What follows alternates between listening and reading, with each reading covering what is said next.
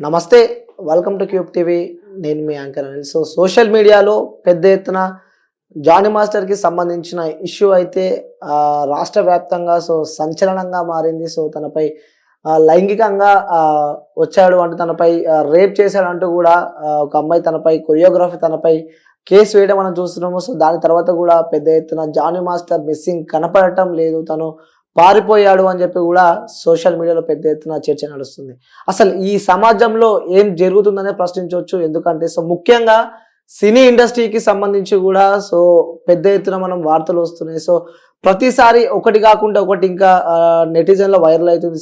ముఖ్యంగా ఇండస్ట్రీకి సంబంధించి గూడా వాళ్ళ అవసరాలు తీర్చాలి, తీరుస్తేనే మీకు అవకాశాలు ఇస్తాయి, అలాగే వస్తాయి అంటూ గూడా బయట చర్చ నడుస్తుంది. అంటే అవకాశాల కోసం వచ్చేవారికి ఇక్కడ కమిట్మెంట్‌లో ముఖ్యంగా సినీ ఇండస్ట్రీకి సంబంధించి గూడా కమిట్మెంట్ ఒక అంశం అయితే నడుస్తుందని అయితే చెప్పుకోవచ్చు. ఎందుకంటే మనం ఈ చూస్తున్న వార్తలకు సంబంధించి కూడా నిజంగానే కమిట్మెంట్ నడుస్తాయని చెప్పి కూడా మనం చెప్పుకోవచ్చు.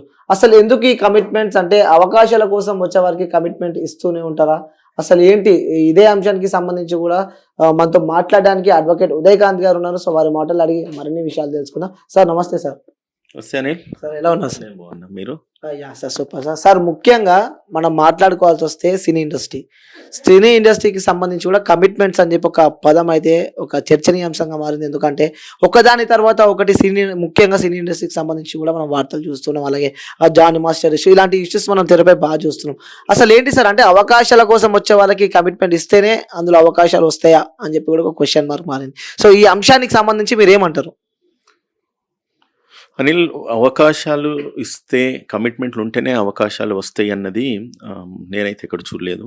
మాట్లాడుకుంటా అంటే వింటూ ఉంటాం కానీ ఒకవేళ అటువంటిది ఏదైనా ఉంటే కనుక అది ఖచ్చితంగా అది ఒక బ్యాడ్ ప్రాక్టీస్ కిందనే మన పరిగణలోకి తీసుకోవాలి. ఎందుకంటే వన్స్ ఆఫ్ ఆల్ కళాకారులను వాళ్ళ యొక్క కళా నైపుణ్యంతోనే మనము గుర్తించాల్సిన అవసరం ఉంటుంది. కానీ ఇటువంటి ప్రొడ్యూసర్సే కానీ, లేకపోతే డైరెక్టర్సే కానీ, లేదంటే కనుక ఇట్లా అంటే ఫేమస్ యాక్టర్సే కానీ ఇటువంటి లేడీస్కి అవకాశాలు ఇవ్వాలి. అంటే కళ అన్నది వేరు, కమిట్మెంట్స్ అన్నది వేరు. అండ్ ఇండస్ట్రీస్కి మనం అంటే ఒక జనరంజకంగా ఒక ప్రోగ్రామ్ని ప్రజల్లోకి ప్రొజెక్ట్ చేయాల్సిన అవసరం కూడా ఉంటుంది. కానీ ఒక రాంగ్ నోషన్తోని, ఒక రాంగ్ కమిట్మెంట్స్తోనే ఉంటేనే వాళ్ళకి అవకాశాలు వస్తాయి, ఇస్తామని అనడం మాత్రము ముమ్మాటికి అది కరెక్ట్ కాదు, అది రాంగ్ ప్రాక్టీస్. అటువంటిది ఏదైనా మన దృష్టికి వచ్చినా కూడా దాన్ని మాత్రం ఎవరు కూడా సభ్య సమాజం సిగ్గుపడాల్సిన విషయం. దాన్ని ఎవరు ఎంకరేజ్ చేయరు, ఎంటర్టైన్ చేయరు.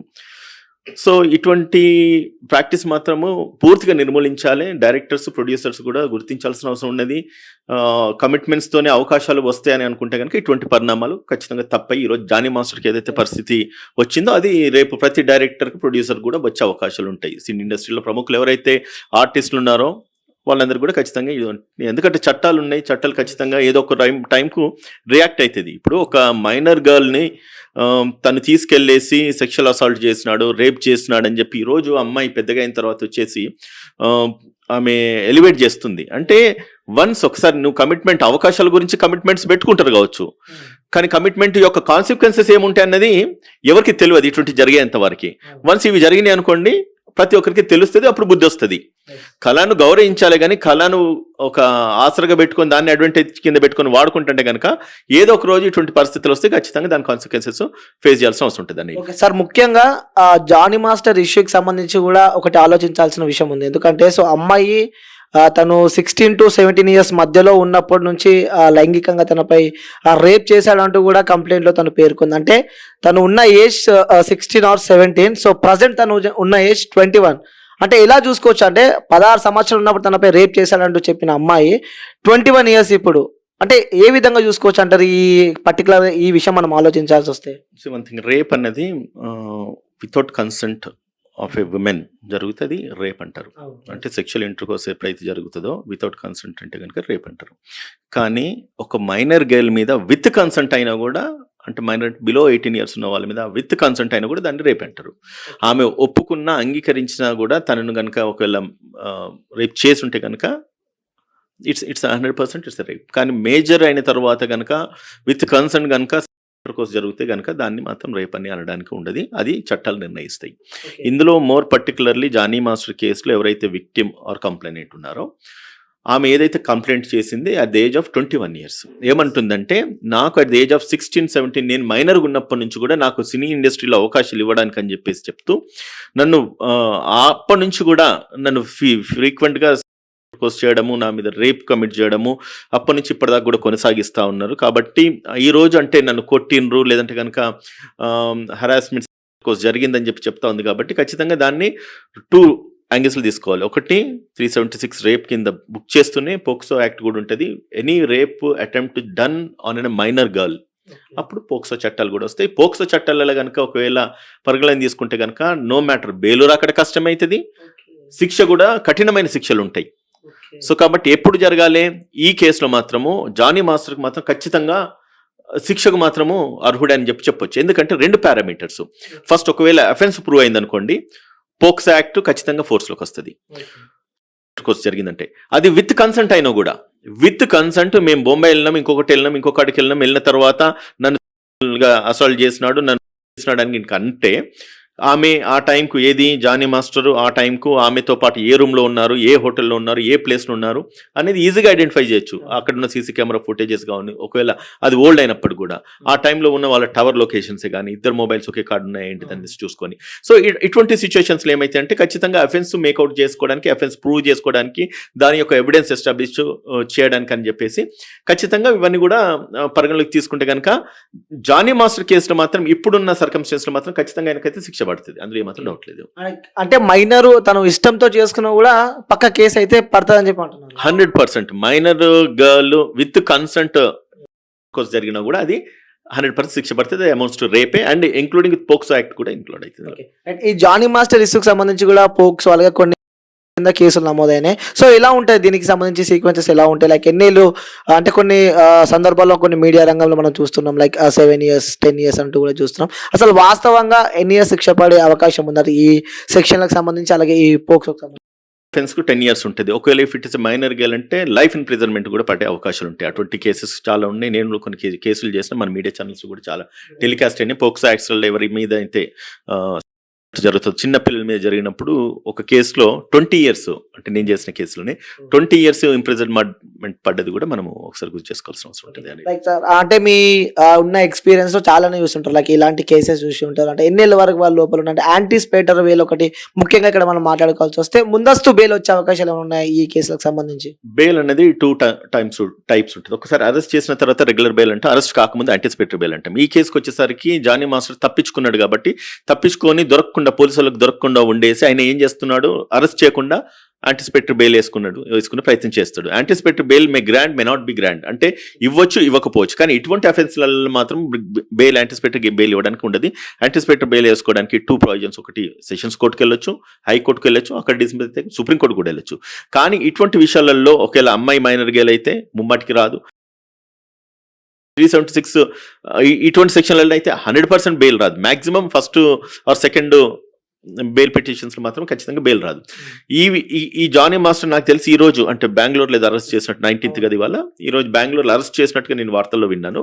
మనకు షూర్గా తెలియదు, ఆయన ఎక్కడైతే మరి చూపించలేదు పోలీసులు అయితే. సో ఈ దీంట్లో అరెస్ట్ చేసిన తర్వాత కూడా బెయిల్ రావడం కూడా చాలా కష్టమవుతుంది. సో యాంటిసిపేటరీ బెయిల్ అన్నది ఇంకా నాకు తెలిసి అరెస్ట్ అయినాడు కాబట్టి రూల్ అవుట్, ఇంకా ఆప్షన్ లేదు. కానీ ఒకవేళ అరెస్ట్ చేసి ఉంటే కనుక మినిమమ్ ఛార్జ్ షీట్ ఫైల్ చేసేంత వరకు కూడా బెయిల్ రావడానికి కష్టమే. ఒకవేళ కోర్ట్ డిస్క్రిషనరీ మీద కూడా బెయిల్ అనేది మ్యాటర్ ఆఫ్ రైట్ కాబట్టి కోర్ట్ డిస్క్రిషనరీ మీద ఇవ్వచ్చు. అంటే బెయిల్ యొక్క ప్రామినెన్స్ ఏంటంటే అనిల్, ఒకవేళ అక్యూజ్ ను అరెస్ట్ చేయకుండా బయట ఉంచితే ఎవిడెన్స్ ట్యాంపర్ చేయడమో, లేకపోతే కనుక విట్నెస్ ని ఇన్ఫ్లుయెన్స్ చేయడమో, లేదంటే ఈ అమ్మాయిని మళ్ళీ థ్రెటన్ చేయడమో, ఈ అమ్మాయిని బెదిరించడమో, లేకపోతే చంపేస్తాను బెదిరించేసి కేసు విత్డ్రా చేయించడం అని చెప్పడము. సో ఇటువంటి కొన్ని జరుగుతూ ఉంటాయి కాబట్టి ఖచ్చితంగా అటువంటి సర్కమ్స్టెన్సెస్లలో బెయిల్ అయితే ఇటువంటి కేసెస్లలో ముమ్మాటికి రాదు. అండ్ ఖచ్చితంగా అరెస్ట్ ఉంటుంది. ఒక 2 నెలలు 3 నెలలు మాత్రం ఖచ్చితంగా ఈ కేసెస్లో జైలు శిక్ష అంటే అండర్ ట్రయల్ ప్రిజన్ కింద ఉండాల్సిన అవసరం ఉంటుంది. అంటే 2-3 months తర్వాత మళ్ళీ బయటకు వచ్చే బెయిల్ పైన బయటకు వచ్చే అవకాశాలు ఉన్నాయంటారు ఈ కేసు? ఉంటుంది బెయిల్ మ్యాటర్ ఆఫ్ ఖచ్చితంగా బెయిల్ దొరుకుతుంది. ఇందో బెయిల్ దొరకదు అనడానికి లేదు, బట్ ఎప్పుడు బెయిల్ వస్తుంది అన్నది మాత్రమే ఒక సంకేతం. అది అదొకటి. అంటే ఈ జానీ మాస్టర్ ఇష్యూకి సంబంధించి కూడా అమ్మాయి చెప్పిన విషయాలు ఏదైతే కేసు బాధితురాలు ఉన్నదో, సో వీళ్ళ వైఫ్ జానీ మాస్టర్ వైఫ్ కూడా సో తను ఫోర్స్ చేసింది ఏదైతే వాళ్ళ హస్బెండ్ కి సంబంధించి కూడా తను ఫోర్స్ చేసింది అంటూ కూడా వార్తలు వస్తున్నాయి. అంటే వాళ్ళ వైఫ్ పైన కూడా కేసు పెట్టే అవకాశాలు ఏమైనా ఉన్నాయా? ఒకవేళ పెడితే ఎలాంటి కేసులు వర్తిస్తాయి ఈ అమ్మాయికి? వన్ థింగ్, అలిగేషన్స్ చేయొచ్చు అండ్ మనం ఎప్పుడు కూడా బయాస్డ్ టు వన్ సైడ్ ఉండొద్దు. ఇద్దరు అమ్మాయి సైడ్ కానీ అబ్బాయి సైడ్ కానీ బయాస్డ్ ఉండొద్దు. ఏ వైఫ్ కూడా ఎప్పుడు కూడా భర్తను సపోర్ట్ చేస్తూ ఇంకొక లేడీని ఇంటర్కోర్స్ చేయలేదు అమ్మాయితో గడుపు అని మాత్రం ఏ వైఫ్ అనేది. ఒకవేళ కేసు యొక్క గ్రావిటీ పెంచడానికి అని చెప్పేసి ఫ్యామిలీ మెంబర్స్ని కానీ లేకపోతే వైఫ్స్ని కానీ లేకపోతే ఇంకెవరినన్నా ఇన్వాల్వ్ చేసే అవకాశాలు ఉంటాయి. బట్ డ్యూ కోర్స్ ఆఫ్ ఇన్వెస్టిగేషన్లో అది తేలిందంటూ ఆ అమ్మాయిని ఎఫ్ఐఆర్లో చేర్చరు. లేదు ఫర్ ఎనీ రీజన్ ఎఫ్ఐఆర్లు చేయించినా కూడా ఛార్జెస్ ఫ్రేమ్ చేసేటప్పుడు ఛార్జ్ షీట్ వేసేటప్పుడు ఆయన వైఫ్ను తీసేసే అవకాశాలు ఉంటాయి. మనకు సాధారణంగా మన ఇండియన్ కల్చర్ తెలుగు కల్చర్లో కూడా ఇటువంటి చాలా రేర్ కేసెస్ వైఫ్ తీసుకెళ్ళి భర్త దగ్గర ఇంకొక ఆడ మనిషిని వెళ్ళి ఉండడండి లేకపోతే పడుకోండి అని చెప్పడం అటువంటివి జరిగాయి. కానీ ఈ కేసులో ఒకవేళ అంటే నేను చూస్తున్న న్యూస్లలో ఒకవేళ ఆ లేడీ కనుక ఆ వైఫ్ కనుక ఉండి దగ్గరుండి వాళ్ళ హస్బెండ్తో స్పెండ్ చేయమని అన్నది అటువంటి సిచ్యువేషన్లో ఆమె కూడా ప్రోక్ చేసిందంటే ఆమె మీద కూడా అబేట్మెంట్ కింద అంటే ఈయన ఏదైతే నేరం చేస్తున్నారో అబేట్మెంట్ ఆఫ్ రేప్ కింద ఆమె కూడా కేసు బుక్ చేయొచ్చు. ఈయన పడుతున్న శిక్షలు సగం శిక్ష ఆమె కూడా పడుతుంది. అంటే ప్రతిసారి నన్ను కొట్టేవాడు బాధితురాలు, ప్రతిసారి నన్ను కొట్టేవాడు, నన్ను ఎప్పుడు హింసించేవారు, సో మానసికంగా అంటే ఉదాహరణకు మనం చూసుకుంటే క్యారవాన్ లో కూడా నాతో కోసం వచ్చేవాడు అనే వర్షన్ కూడా మనం చూస్తున్నాం. అంటే తనను కొట్టాడు కాబట్టి మానసికంగా నన్ను ఇబ్బంది పెట్టాడు అని చెప్పి కూడా అమ్మాయి చెప్పడం మనం చూస్తున్నాం. అంటే దీనికి సంబంధించి కేసులు ఇంకేమైనా యాడ్ అయ్యే అవకాశాలు ఉన్నాయంటారు మరి? అందులో ఆల్రెడీ 323 పెట్టినాడు. అంటే 323 పెట్టినట్టుకున్నారు. అంటే కొట్టినట్టుగా అరెస్ట్ చేసినట్టు క్రిమినల్ ఇంటిమిడేషన్ 506 పెట్టిండ్రు, 376 పెట్టిండ్రు. దాని తర్వాత ఒకవేళ అమ్మాయి కనుక మైనర్ టైంలో ఉన్నప్పుడు రేప్ జరిగిందని అంటే కనుక పోక్స్ యాక్ట్ కూడా పెడతారు ఇదివరకు చెప్పినట్లుగా. కానీ ఒకటి చూడాలి అని, ఇప్పుడు ఒక అమ్మాయిని కొట్టి వేధించి తిట్టి ఇన్ని సంవత్సరాల నుంచి చేస్తూ ఉన్నప్పటికి కూడా ఆ అమ్మాయి అప్పుడే ఎందుకు బయటికి రాలేదు? ఇవన్నీ కూడా కోర్టులో ఖచ్చితంగా వీళ్ళు డిఫెన్స్ సైడ్ లాయర్స్ ఎవరైతే ఉంటారో జానీ మాస్టర్ సైడ్ అడ్వకేట్ అయితే ప్రూవ్ ఆయన ఖచ్చితంగా ఆర్గ్యూ చేస్తారు, వాళ్ళు అడ్వకేట్ ఆర్గ్యూ చేస్తారు కదా విత్ కన్సర్న్ వితౌట్ కన్సర్న్. అంటే ఒకవేళ మైనర్గా ఉన్నప్పుడు అయితే నేను ఇద్దరు చెప్పినట్టుగా no chance, no excuse. Major అయిన తర్వాత కనుక నన్ను కొట్టిండు లేదని కనుక కొట్టి నాకు కోర్స్ జరిగింది అని కనుక అమ్మాయి కనుక కంప్లైంట్ ఇచ్చి అది ఎస్టాబ్లిష్ అంటే మైనర్ రెండు కోణాలు, మైనర్గా ఉన్నప్పుడు ఇంటర్ కోర్స్ జరిగిందా లేదా, మేజర్ అయిన తర్వాత జరిగిందా లేదా, ఎప్పుడు జరిగింది, అసలు జరిగిందా లేదా, ఇవన్నీ కూడా నిర్ధారించాలి. దాని తర్వాత విత్ కన్సర్న్ జరిగిందా, విత్ కన్సర్న్ జరిగినప్పుడు మైనర్గా ఉన్నప్పుడు జరిగిందా, విత్ కన్సర్న్ విత్ మేజర్గా ఉన్నప్పుడు జరిగిందా, ఇవన్నీ కూడా డ్యూ కోర్స్ ఆఫ్ ఇన్వెస్టిగేషన్లో ఎంక్వైరీలు ఇవన్నీ తేలాల్సిన అవసరం ఉంటుంది. సో అటువంటి సిచ్యుయేషన్స్లో ఈయన కొట్టి హరాస్ చేసినప్పుడు ఈమె అప్పుడే ఒకవేళ బయటకు వచ్చి కనుక ఎక్స్ప్రెస్ చేసి ఉండుంటే కేసు యొక్క గ్రావిటీ పెరిగేది. అప్పుడు బయటికి రాకుండా ఇప్పుడు వచ్చేసి ఎక్స్ప్రెస్ చేస్తుంది. అంటే వాళ్ళిద్దరికి ఏదైనా టర్మ్స్ కుదరలేదు, లేదంటే కనుక వాళ్ళిద్దరు అండర్స్టాండింగ్ కుదరలేదు, ఇన్నాళ్ళు కలిసి గడిపినారు, సో ఇప్పుడు ఏదైనా డిఫరెన్సెస్ వచ్చినాయి అంటే అటువంటి థాట్ కూడా కోర్టు ఇంటర్ప్రిట్ చేసే అవకాశాలు ఉంటాయి. అటువంటిప్పుడు విత్ కన్సర్న్ రేప్ జరిగిందని అంటే మాత్రం దానికి శిక్ష ఉండదు. సో అటువంటి సిచ్యువేషన్లో ఖచ్చితంగా జానీ మాస్టర్ దాన్ని డిఫెన్స్ తీసుకొని కేసు నుంచి తప్పించుకునే అవకాశాలు కూడా ఉంటాయి ఇందులో. అంటే ఇంకొక మనకి ఇన్ఫర్మేషన్ వస్తుంది ఏంటంటే, సో సినీ ఇండస్ట్రీకి సంబంధించిన కొంతమంది పెద్దలు కూడా బాధితురాలు ఎవరైతే ఉన్నారో సో మీరు కేసు వాపస్ తీసుకోవాలని చెప్పి కూడా కాల్ చేస్తున్నట్టయితే మనకు సమాచారం వస్తుంది. అంటే ఒకవేళ బాధితురాలు కేసు వాపస్ తీసుకోవచ్చా, లేకుంటే తీసుకుంటే ఎలాంటి పరిణామాలు ఆ అమ్మాయి చోటు చేసుకోవాల్సి ఉంటుంది? ఎందుకంటే సో స్టేట్ అయిన విషయం, ఎందుకంటే పోలీసులు ఈ కేసుకి సంబంధించి కూడా డీటెయిల్గా ఎంక్వైరీ చేస్తున్నారు కాబట్టి ఒకవేళ అమ్మాయి కేసు వాపస్ తీసుకుంటే ఎలా ఉంటుంది ఈ మ్యాటర్, టోటల్ మ్యాటర్ ఎలా ఉంటుంది అనుకోవచ్చు? సో దీంట్లో ఒకటి ఏంటంటే, ఇప్పుడు అమ్మాయితో కాంప్రమైజ్కు దిగుతున్నారు, లేకపోతే ఇన్ఫ్లుయెన్స్ చేస్తున్నారు, సినీ పరిశ్రమలో పెద్దవాళ్ళు వస్తున్నారంటే ఆయనకు కూడా కొంత ఇది మన పవన్ కళ్యాణ్ పార్టీకి కొంత అఫిలేట్ అయి ఉన్నట్టుగా నేను చూసినాం. సేమ్ టైం ఎప్పుడైతే న్యూస్ బయటకు వచ్చిందో ఇమీడియట్గా పార్టీని సస్పెండ్ చేసినట్టుంది. ఎప్పుడైతే పార్టీకి వెళ్ళి సస్పెండ్ అయిందో పార్టీలో ఆయన ఒక రోల్ ఉన్నదన్నట్టే. ఎప్పుడైతే పార్టీలో ఒక రోల్ ఉన్న తర్వాత ఇప్పుడు పవన్ కళ్యాణ్ గారు డిప్యూటీ సీఎం హోదాలో ఉన్నారు కాబట్టి ఖచ్చితంగా ఈ కొంత ఇన్ఫ్లుయెన్స్ చేస్తారు. ఆయనకున్న నెట్వర్క్ ఏది జానీ మాస్టర్కు ఉన్న నెట్వర్క్, వాళ్ళు కొంచెం ఇన్ఫ్లుయెన్స్ చేసే అవకాశాలు ఉంటాయి. ఇన్ఫ్లుయెన్స్ చేసినంత మాత్రాన కేసును కొట్టివేయాలి అండ్ కొట్టేయడం అంత ఈజీ అయితే కాదు. మళ్ళీ దానికి వీళ్ళు కాంప్రమైజ్ కావాలి, కాంప్రమైజ్ పిటిషన్ హైకోర్టులో వేసుకోవాలి, హైకోర్టు అలౌ చేసిన తర్వాత గ్రావిటీ వెరిఫై చేయాలి. ఈవెన్ ఆ టైంకు వీళ్ళు ఏమైనా ప్రోవోక్ చేసినారా, వీళ్ళ పేరెంట్స్ యొక్క ఇంటెన్షన్ ఏంటిది అంటే అమ్మాయి విక్టిమ్ సైడ్ నుంచి అవి కూడా వీళ్ళు పరిగణలోకి తీసుకోవాలి. ఫోర్సబుల్గా జరిగింది, ఎందుకంటే మైనర్ గేర్లు control under the parents involvement ఉండి చేసినారా, అటువంటి కనుక జరుగుంటే మరి పేరెంట్స్ కూడా శిక్ష పడే అవకాశాలు ఉంటాయి. ఇవాళ నువ్వు కాంప్రమైజ్ అయిన తర్వాత రేపు ఏమవుతుంది, కేసు క్లోజ్ అయిన తర్వాత ఈయన నష్టపరిహారం కూడా వేయచ్చు, డిఫమేషన్ కేసు ఫైల్ చేసుకోవచ్చు, నా ఇటువంటి రాంగ్ ఆరోపణలతో నన్ను కోర్టుకు లాగిందని చెప్పేసి చెప్పుకోవచ్చు. సో అటువంటివి కూడా జరుగుతాయి కాబట్టి అటువంటి పరిణామాలను ఎట్లా హ్యాండిల్ చేయాలనేది కూడా ఆలోచించాల్సిన అవసరం ఉంటుంది.